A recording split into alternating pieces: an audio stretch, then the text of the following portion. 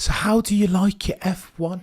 Could it be more chaotic even? You've of course got the fallout from Lando and Norris and Maximilian Verstappen gate. Two, we need to talk about Aston Martin. Mercedes are going at the ranks as far as their CFD and wind tunnel time available.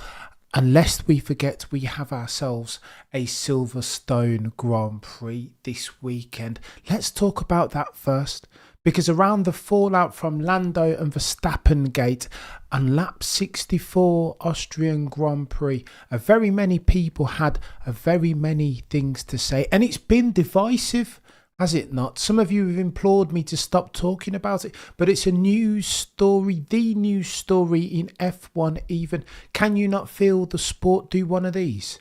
It's been a mushroom explosion as far as the attention dollars. Mainstream eyes are back on the sport in a way that they haven't been since 2021. Oh, the humanity. Is this not what we want?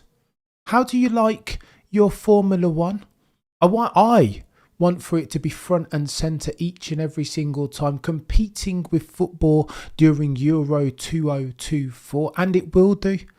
Because guaranteed Lando Norris and Maximilian Verstappen will be competing this weekend at the Grand Prix. Just imagine that they lock out the front row, heading into COPs, deja vu settings 2021. Lewis Hamilton as versus Maximilian Verstappen as your Exhibit A. I get goosebumps just thinking about it, I will be honest with you. Finally, we have ourselves some conflict and rancor, and it's divisive. It has been divisive, and here's how divisive it's been. Damon Hill said one thing, that Maximilian Verstappen defends fiendishly, that everybody knows if you're trying to pass Max for the race lead, then he's going to try and crash you off. David Crofty said something similar around Red Bull's communication with Max Verstappen, that they were mollycoddling him, encouraging his bad behaviour in inverted commas. Alex Brundle had something different to say. He said that there's no way that Max could have seen Lando Norris on his outside going left into turn 3 on lap 64, that the penalty was warranted. However, FIA need to sort their lives out. No longer should they be penalising what's happened, whether there were a crash, and they should be penalising the process. Please see Checo Perez at turn 1 in Miami. Eddie Jordan had something else to say. He said the priority, of course, just like on the road, goes to the guy or girl in front. They can do whatever they want, move around in the braking zone, turn left into turn 3. The guy or girl behind who is attacking needs to defer to the guy or girl in front. Peter Windsor had something similar to say, did he not? He said that what do we want? Do we want F1 snowflake? Do we want these guys to be so soft on their interior that they do this after you, Claude? Let me help you there and shift down ever so slightly so as to facilitate your sticking this overtaking move. Is that what Formula One has become in July of 2024? Oh, the humanity. Andrea Stella had something else to say though, didn't he?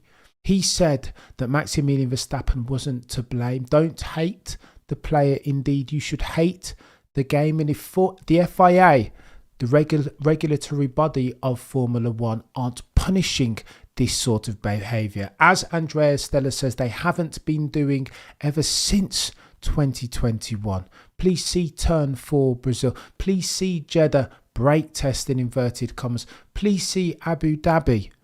If they aren't penalising this, then they are facilitating, enabling this sort of behaviour, this level of automotive pugilism indeed. Lando Norris, the legend that is, the protagonist of the Austrian Grand Prix lap 64 incident, he's had some things to say, right?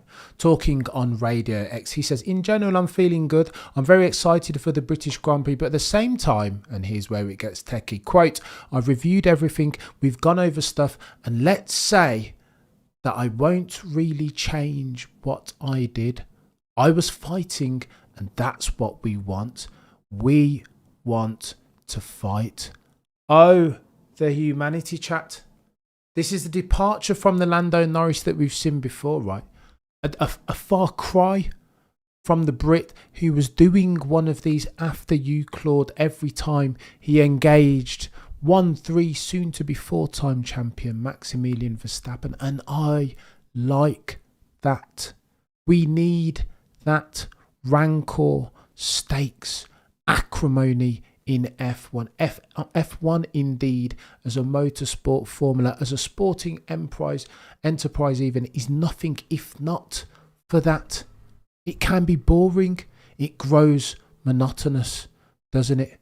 Lando Norris continues, we don't want to complain. We don't want things to end like they did, both from Max's side and from my side. Oh, the humanity, Lando. I want to pick you up on that, chap, because I feel like Lando, in his greenness, in his automotive pugilism infancy, has missed a trick there.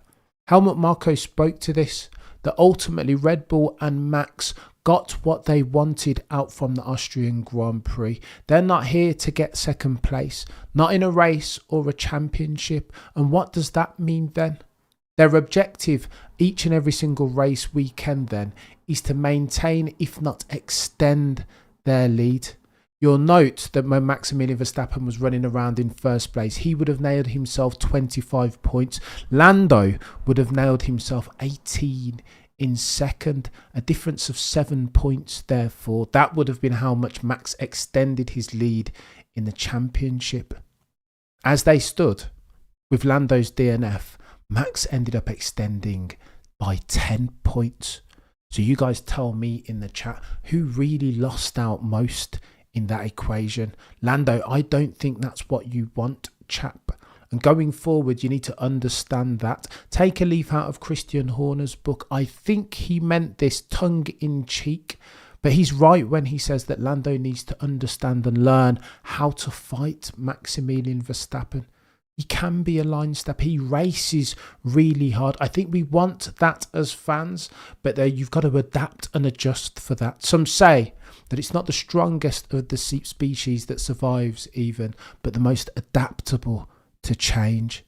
And Lando has to take a leaf out of this book, surely, as early as the British Grand Prix, if he harbours hopes and ambitions to get himself 25 points this race weekend. He needs to study, have a look at 2021 and what ensued on the back of that sprint race weekend. Understand the failings of Lewis and Max to a certain extent at Copse Corner. See where Max might be weak. Where could you get him? Where could you nail an overtaking manoeuvre with automotive pugilism sleight of hand? This, sadly, is what I feel Lando didn't do at the Austrian Grand Prix, because if he had done, he would have been well acquainted with the manoeuvre that Max got nailed on Carlos Sainz Jr. at the very same turn 3, by virtue of a cheeky switchback. How did he not know that that was an option? Oh, the humanity. Lando Norris continues. But at the same time, that's life sometimes. We're fighting. We both want to win and we're both going to push it to the limit. Sometimes slightly more than others. But at the same time, I'm excited. We're going to have more fights together and I look forward to those times.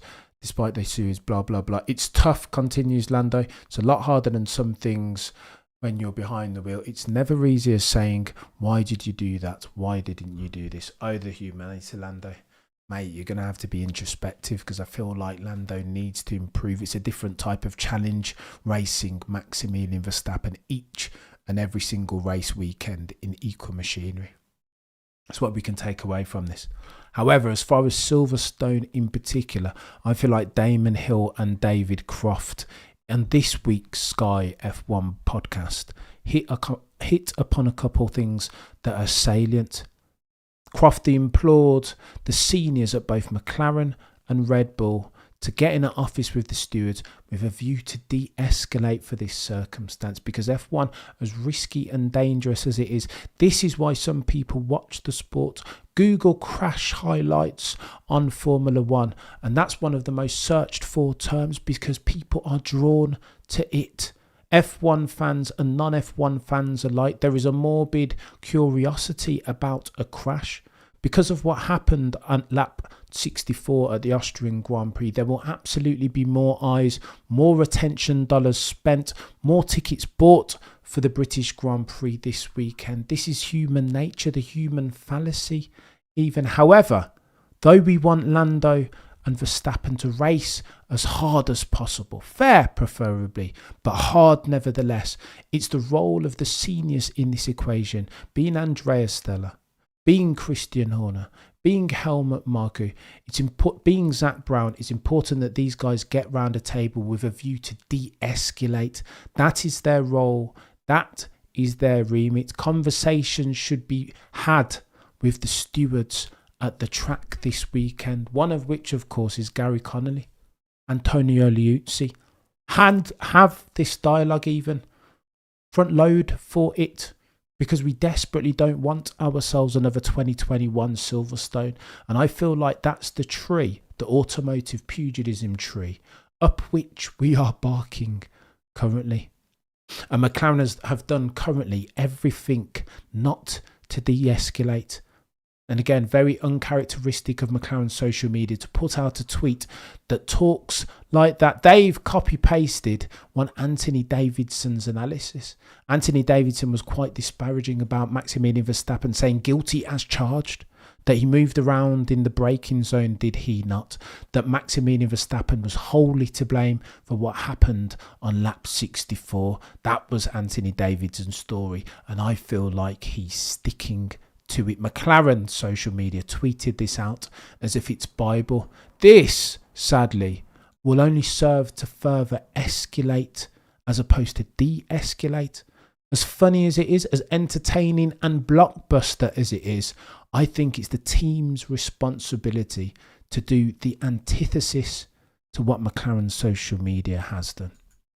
Christian Horner too needs to take some responsibility in this, because he was being very, very scathing also. Again, no de-escalation, only serving to escalate for the circumstance. It's chaos. Super chaos. Turn 3 was barely wide enough for 2 cars. Silverstone will not have such issues. A very good shout, Tony. It's a much wider track, right? You've seen in recent race weekends down the years that you can race harder. The track is broader. You can go 3 or 4 wide into some of these turns, all except for Cops. That's not to say, though, that it's not going to get techie. These guys are evenly matched as far as their driving capabilities. Automotive pugilism, sleight of hand. Lando is God tier too. Maybe not quite at the level of a Maximilian Verstappen, not just yet. Max has benefited from a 2021 that he said it was not sustainable. He couldn't have that every year. It demanded too much. And that's the sort of thing that you hear when you're talking about racing a 7-time champion. Race weekend in, race weekend out. Bruce Dog, don't forget to be a legend and take the time to leave a like. Bruce Dog, you are an absolute legend, sir. Horner said it's racing incident, which is translation to Max's fault. Normally he's backing Max no matter what. You know Christian Horner's MO already. And I don't hate that. Don't hate it, although I feel like he needs to take some responsibility per Damon Hill and per Crofty to de-escalate for this circumstance. It's not incumbent upon the drivers. They're going to go hard and fight. That's what they're paid to do. But it's incumbent upon GP, on Christian Horner, on Zach Brown, on Andrea Antonelli to have the appropriate conversations with the FIA, with the stewards, with race control, with a view to have the drivers step down, peg it back just a tad. And this is what Damon Hill wanted Lewis and Max to do post the sprint race in 2021. It didn't happen, though. He felt like the hard racing, it inevitably would lead to an incident like they had at Cops. Macon, you're a legend and far too kind, sir. What else do we need to talk about? Let's talk about Adrian Newey, because it's kicking off, isn't it? Aston Martin, via one Lawrence Stroll, is doing everything in his power to assemble something of a technical /aero /mechanical Avengers, a god-tier team. Already he has 2 and he seeks a third. The 2 that he signed, of course, Andy Cowell first, god-tier mechanical engineer, but he signed him as Group CEO. Oh, the humanity. What are we doing? Andy Cowell replaces Martin Whitmarsh as Aston Martin F1 Group CEO. Mark Hughes of The Race writes a god-tier article explaining Andy Cowell's gifts, that he's pragmatic, that he was the one who nailed the split-turbo hybrid engine that so propelled Mercedes F1 to 8 Constructors' Championships back-to-back, that his gift was his ability to set up a team around him in his image, to be pragmatic in his approach, to be efficient with the way he works. He's a god-tier signing. Let it be known. I say all that to say this. I'm not sure that Aston Martin, even notwithstanding the signing of Enrico Cardile too, god-tier aero guy coming in from Ferrari, Andy Cowell too, I'm not sure that this puts them yet and still in pole position to sign one Adrian Newey, and that's what they want to do. There is rumour, if the F1 curb is to be believed, that Aston Martin have pitched $150 million before Adrian Newey over the course of 4 years just to become a consultant. What does that mean? Well, that means that Adrian Newey won't have his hands, not all two hands on the coalface all the time. He'll take a step back. He'll be a consultant. He'll oversee more than input on the ground. And I think that's perfect for Adrian Newey. I feel like that's been his role at the Bulls that are red for the longest time. And again, he had an accident and fractured his skull. So maybe what I'm saying is a function of that. But yet and still at the ripe old age of 60-something, this will be, for the avoidance of doubt, his last gig in F1. Does he want to be in the factory each and every single time? I'm not sure he does. I don't think that suits him. I think at this juncture in his career, he is an overseer. He's done all that back in the day, 1988, Leighton House, March 881. He's done all that. No longer is he a young man or a grad. He's an overseer. He will turn the ship back in the right direction when it goes off course. Lest we forget, Lawrence Stroll made an impassioned speech at the Aston Martin livery reveal a couple of years back, didn't he? He said, "When I get passionate, I win. Ergo, I will inject all the financial resources requisite to get Aston Martin to the mountaintop, to win silverware by virtue of World Driver Championships and World Constructors." They're building a new wind tunnel. He's invested materially in infrastructure, hasn't he? But yet and still, season to date, they're being roundly outdeveloped, are they not? Leading to Fernando El Plan Alonso's rally cry. He said, listen, it's time that we work harder, that we talk less, and that we start to deliver more, notwithstanding all of that capital infrastructure and investment from Lawrence Stroll. They're getting gapped as far as the development race. Now remember, in the latter stages of this rule and reg set, the penultimate year of them, it's all important that you prepare, right? Bring new upgrades and new parts to each and every single Grand Prix. And this is what Toto Wolff and the boys and girls at Brackley are doing. Aston Martin, not so fast though.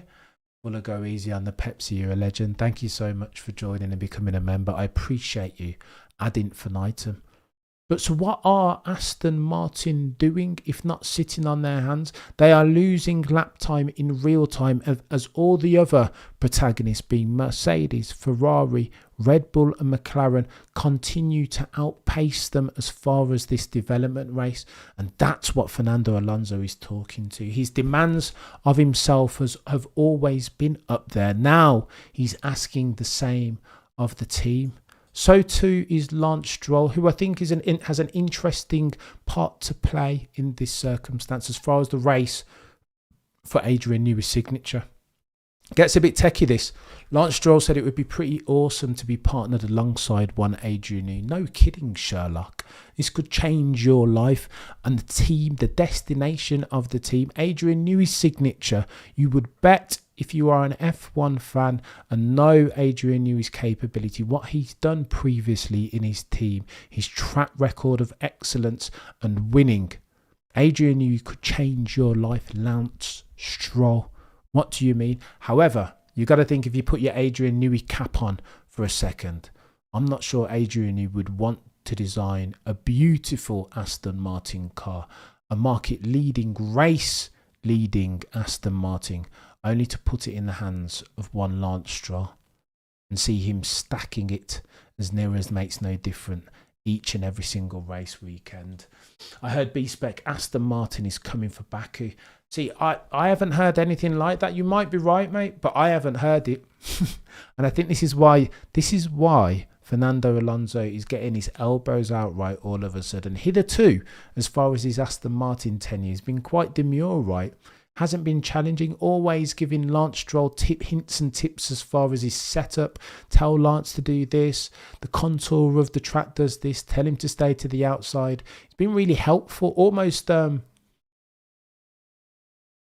unbelievably helpful as far as the extent and frequency with which he's assisting Lance Stroll, right? It's a funny one. It's a very funny one. However, Adrian Newey, to all of this furore and speculation around his future, here's what he said. I'm going to chill out this year and I will decide my fate over winter. It will be one of McLaren or Ferrari or Aston Martin. I don't think Mercedes are in this race. And that'll be much to the discontent of one Toto, the boy who cried wolf, who's still super keen on signing Maximilian Verstappen. How better to entice Max to Brackley and Brixworth than to sign one Adrian Newey. However, Adrian's not keen on Toto, the boy who cried wolf. That's the word on the F1 curb and the speculation that I hear. So Adrian's going to take some time out, isn't he? And he's going to decide.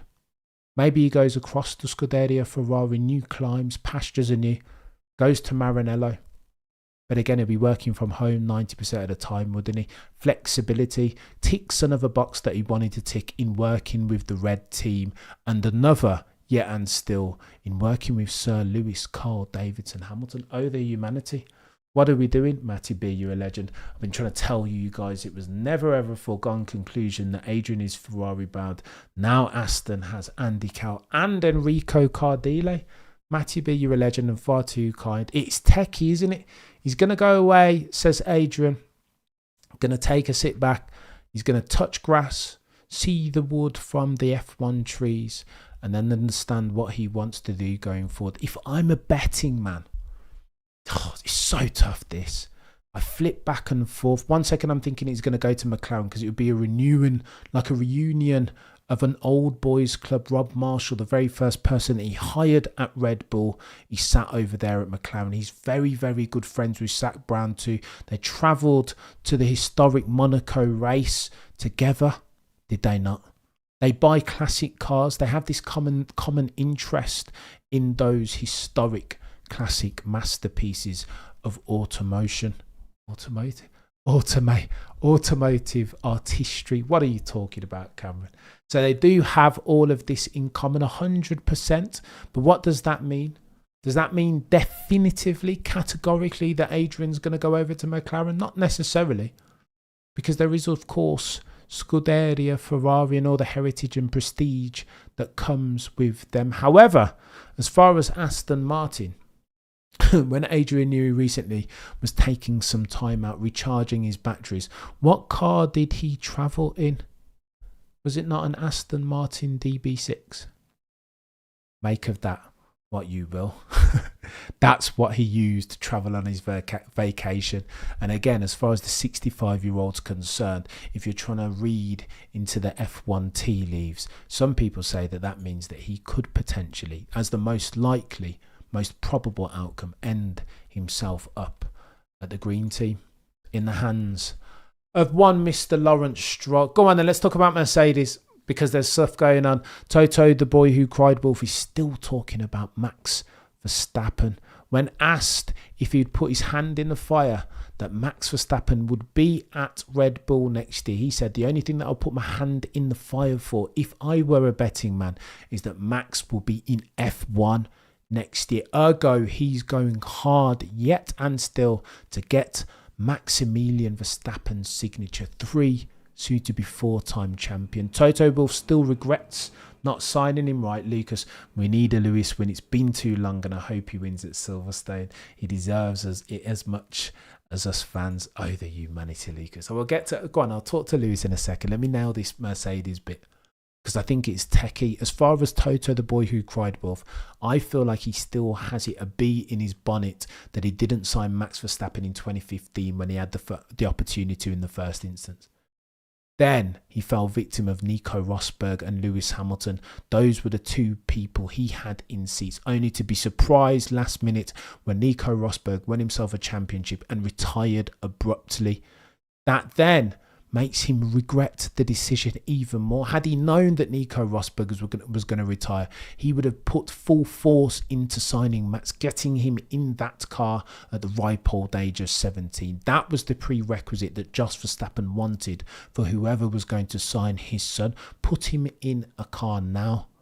He's seen too many junior drivers sit on the sub bench, not gain the experience in an F1 car proper necessary to catapult drivers to glory, right? To silverware, to a World Drivers' Championship. And that's what Jos needed. Toto couldn't give him that. Too invested in Lewis and Nico as a partnership, only to be slapped in his face when Nico retired so abruptly after having won himself a championship. The humanity. Toto spoke about this in an interview with Martin Brundle about losing and the mental health trauma that comes with that, how he's been wrestling with that, how he keeps seeing shrinks with a view to get him over the hill. I think this has impacted on Toto's life proper outside of Formula One. And in Toto's mind, I think the Austrian sees Maximilian Verstappen, who many people say has anywhere between 2 and 3 tenths on the other 19 drivers in terms of absolute pace. Toto, the Austrian, sees Max as the stepping stone, one of many, but one of the main ones to get himself back to the mountaintop, to get Mercedes back to World Driver Championships and World Constructors. And I don't hate it, I will be honest with you. I think he might be on the money there. Imagine Maximilian Verstappen and Kimi Antonelli in the same car, 2025. Oh, the humanity. And in order to get that done, you know that at the half year, every single year, we recalibrate for wind tunnel CFD time. And apparently, word on the curb is that Mercedes has benefited from this rule. Matty B, you're a legend. I do wonder how long Max will keep face before he looks over at Merck and goes, yeah, why not? They'll get him, Hannah Schmidt and probe more. I'm telling you, Matty, it's a real thing. They've already had the conversation at Miami, right? Helmut Marko 2 echoes Maximilian Verstappen's sentiments that all you need is harmony. 2 things to keep Max Verstappen through to 2026 and beyond. Remember, he has a contract to 2028. 2 things: harmony at the team to a certain extent, at least, to make it livable. A car that's capable of winning races and so championships. Is this second one? This is the soft, vulnerable underbelly, right? Especially on the back of a weekend where Red Bull did 6.5 seconds, an uncharacteristically slow pit stop. That will be music to Toto, the boy who cried wolf's ears, will it not? That will be the leverage that he hopes he can use. Red Bull's underperformance between now and 2026, that's what he hopes he can use. And conversely, if he can continue to bring upgrades to the Mercedes each and every single race weekend, upskill them, make that car faster. If, as at 2025, Mercedes are beating Red Bull or at least challenging, therefore you make Maximilian Verstappen have to make a decision. Just as Max so brilliantly and skullduggerously makes the stewards have to make a call on him, particularly at lap 64 last race weekend. Here on Mercedes, they've benefited from this rule around the sliding scale, how much CFD and wind tunnel your time. After finishing second in last year's championship, Mercedes began the year with 75% of the baseline allowance of aerodynamic testing for the first 3 ATPs, but it slips to 4th in the constructors' standings, and so that lifts the team to 85%. Significant, eh? Oh, the humanity. That means that the team from Brackley and Brixworth receives 32 more wind tunnel runs. That sounds material, right? even to a noddy F1 mind like me. 8 more hours of wind on time when airspeed exceeds 15 meters per second, 200 more allowable geometries, and 40 hours more of wind tunnel occupancy. The team also receives an increase of 0.6 MAUH in the metric used for CFD computer resources. Music to Toto Wolff's ears as he goes full send on trying to get his man 1-3, soon to be 4-time champion, the man they call Maximilian Verstappen. Oh, the humanity. There is other news around Alpine. Jack Doohan, Mick Schumacher set to be testing for them as they have conversations in real time about who the driver candidate most likely, who's the best fit. And this with Carlos Sainz still being the bottleneck in driver's silly season. He, of course, is mulling over his options, of which there are 3. Williams, Sauber, and Red Bull. No, not Red Bull. Could he go to Red Bull though? Look, let me ask you this seriously, and this is me speculating massively. As Checo Perez continues to underperform that Red Bull, he's nowhere, isn't he? So what do they do? What do they do with the Mexican Minister of Defense? Being honest, surely at some stage they need to have a conversation. I'm aware that they've just extended his contract, a cheeky 1+1 deal. But if he continues to underperform, to finish 8th, to fail to get outside of Q1 in that RB20, are you telling me for 1 second that Christian Horner won't hesitate to pull the plug on the Mexican Minister of Defense? And if that's the truth, you understand now why Carlos Sainz is dragging his heels. The options before him, of course, being Williams, Sauber soon to become Audi, and Alpine are nowhere near commensurate to his talent. They're not matching. Baxley said it brilliantly, that Carlos Sainz's talents are commensurate for a works team. However, he's only faced with customers.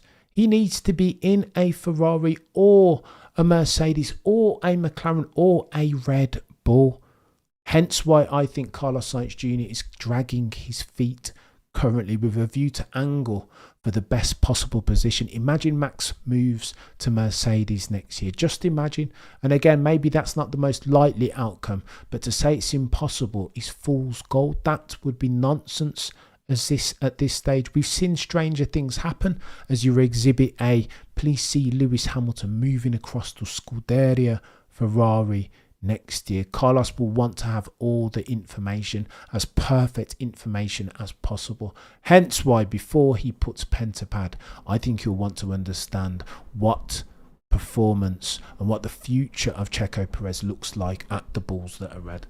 Oh, the humanity. Go on then, let's talk about Lewis. I would love to see Lewis. Look, Lewis around Silverstone, he's a specialist. Let's be honest. This is just the truth.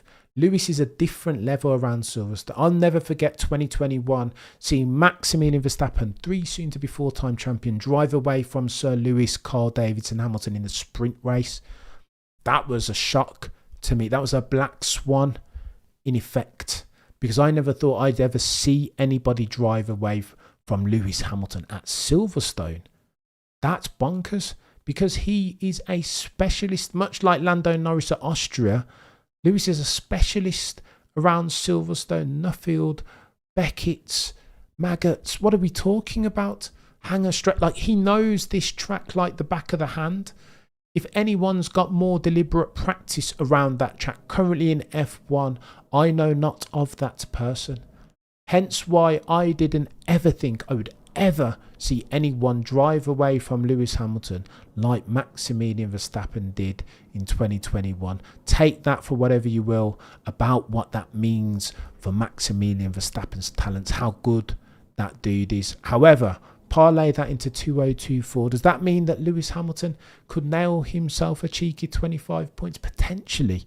But he will, as his first priority order obstacle, need to outqualify his teammate, right? George Russell. Currently, what are they season today? 8-2?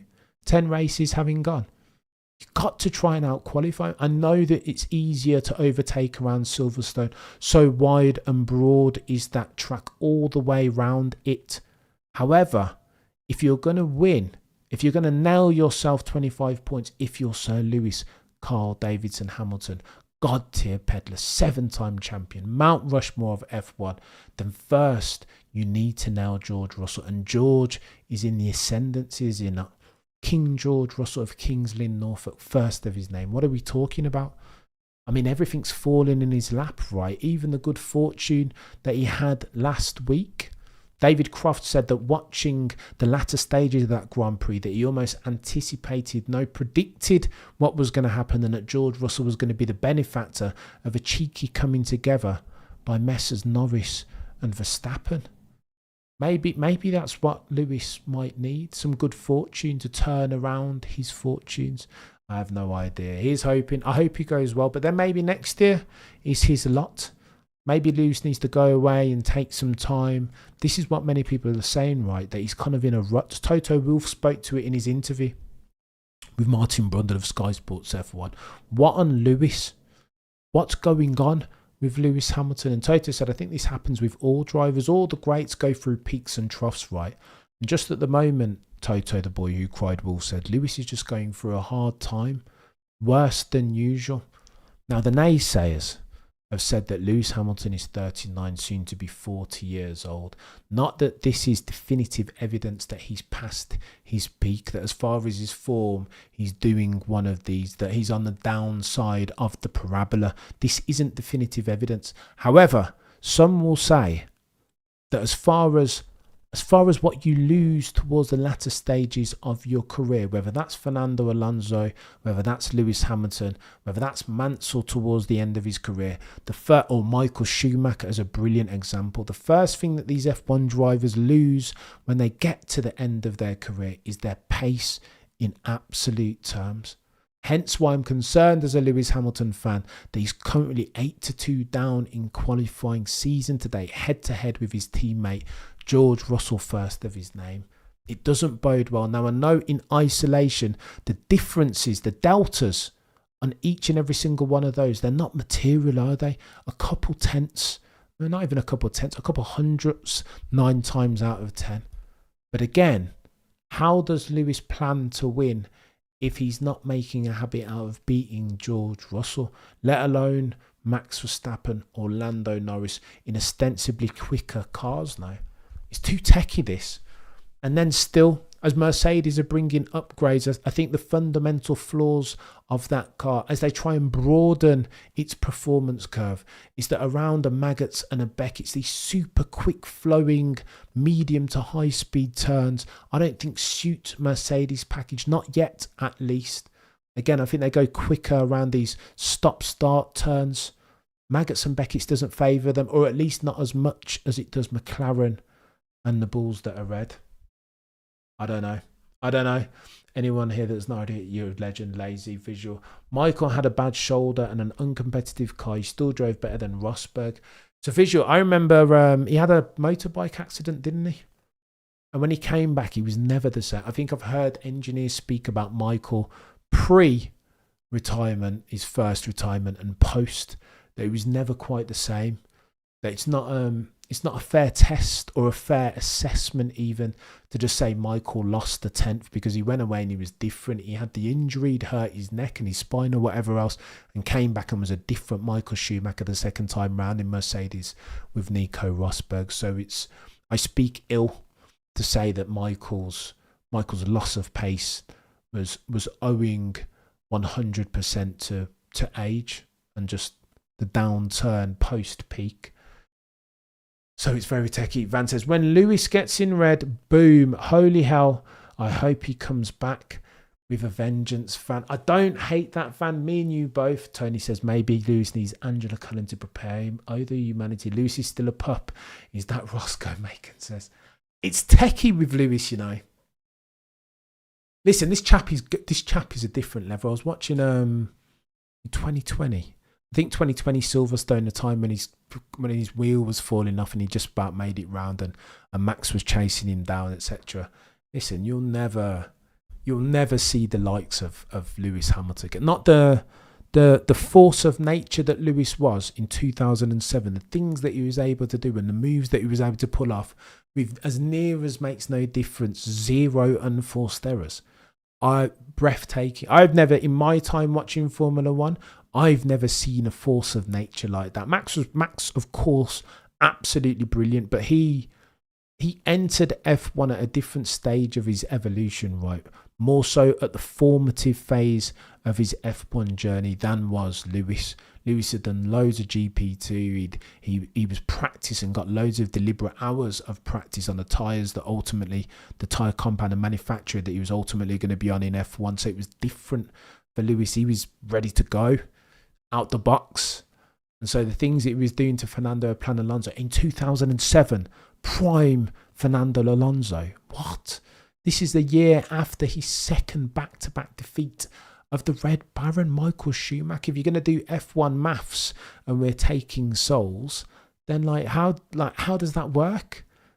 That a rookie is going head-to-head with the F1 heir apparent, the guy who took Michael Schumacher's throat. Okay, so under polemic circumstance, you can argue about the tyre compounds and you can argue how techie that Renault was that he was driving, but yet and still, Alonso was the next one. So how did a rookie in 07 ultimately finish level with Fernando Alonso on points, ahead in the championship on countback, only second to Kimi Raikkonen because McLaren failed to sort out the driver hierarchy? Lewis should have won that year, let's be honest. I've never seen anything like that. Let me put it out there.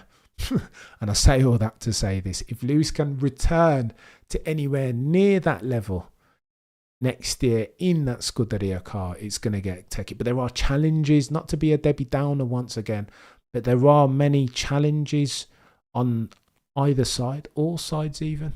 The path of the righteous man is beset on all sides by tyranny and the inequities of the selfish. And that will be Sir Lewis Hamilton's lot next year.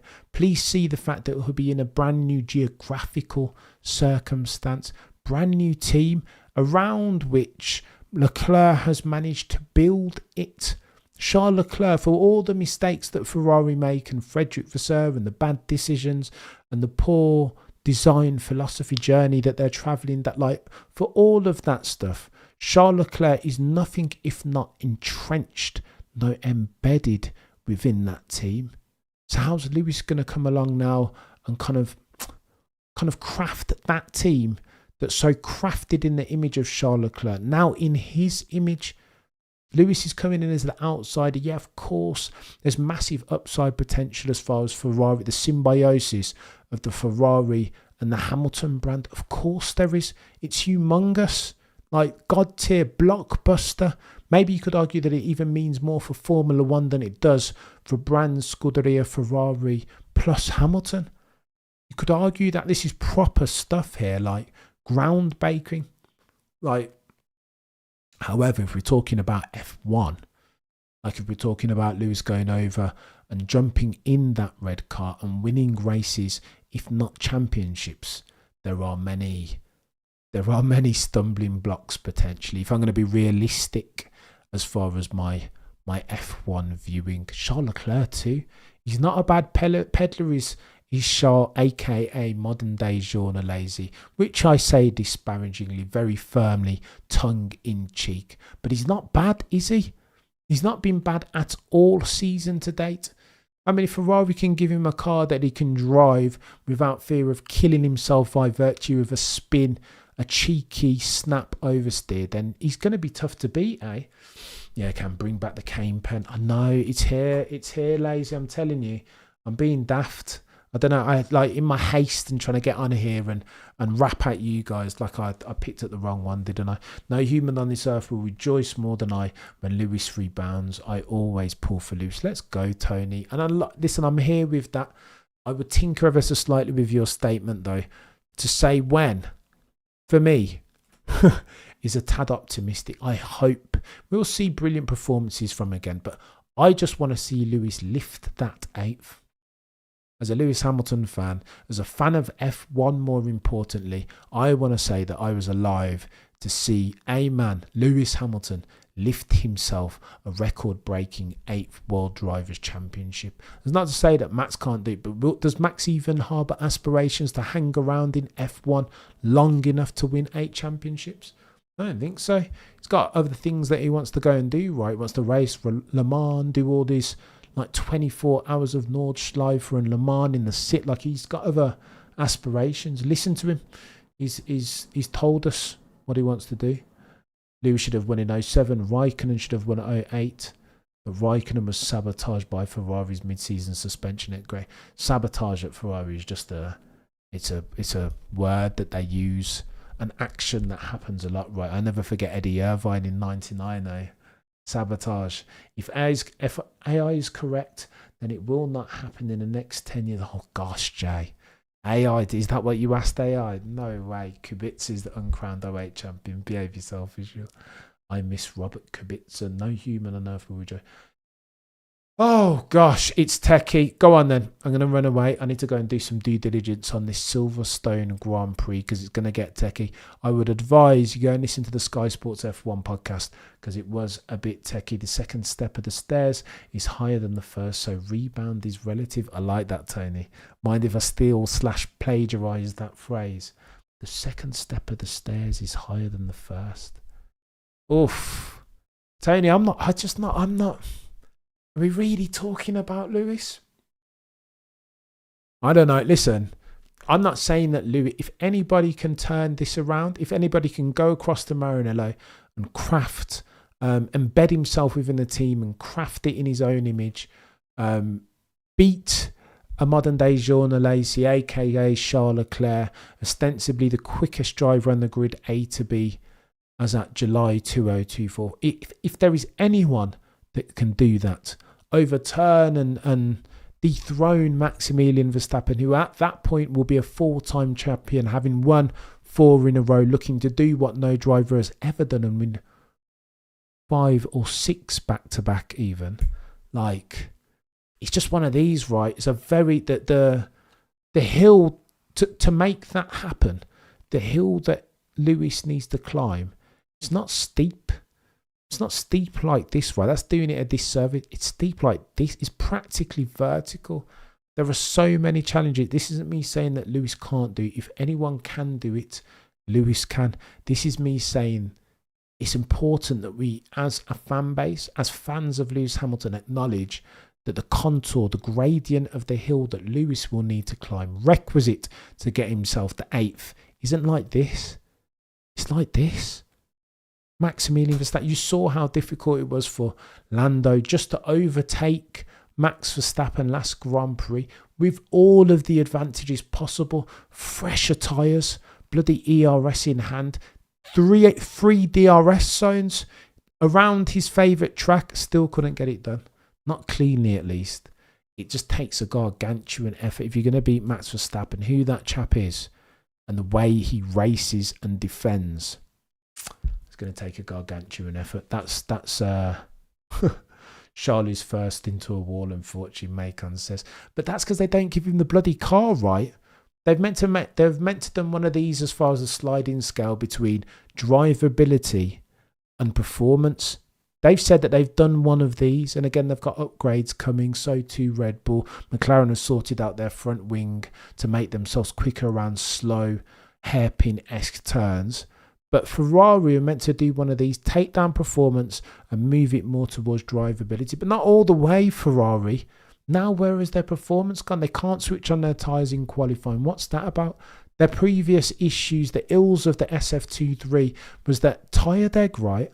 Tyre deg and the failure to translate qualifying pace to the race pace. Where has that pace gone, though? I feel bad for modern day Jean Alesi, I'll be honest, a.k.a. Charles Leclerc. What has he done to deserve this? You see him in the helmet just getting frustrated. What about that move on Lando Norris in free practice the other day? Why is he doing that for? Like, he's a victim now of the circumstance that Scuderia Ferrari have put him in. Charles Leclerc isn't sufficiently insulated nor focused to avoid the drip feed of negative performance from Scuderia Ferrari into his driving performance. And that makes me sad, if only because he's one of the god tier ones on the track. And like all of them, if you see that talent, you want them operating at their pinnacle of their powers, optimized rather than detrimented and minimized, affected by the iniquities of Scuderia Ferrari. But I digress. Gargantuan effort, no, just Ferrari finally getting chef's kiss upgrade package that gets Charles at Max's pace. The best two drivers by far, doing Silverstone 19 over again. Oh, the humanity, Jay, mate. I think it's going to be chaos at Silverstone, I'll be honest. Visual, you're a legend. BMW refused to develop 08 Ultimate Sabotage. They were dialing out, weren't they? If I remember correctly. They weren't. They were withdrawing when they had, from Formula One, when they had one of the best packages, if I recall. 2021 by a leap. Neumann. Can Lewis beat Leclerc to begin with? I'm eager to watch that fight, let alone the championship.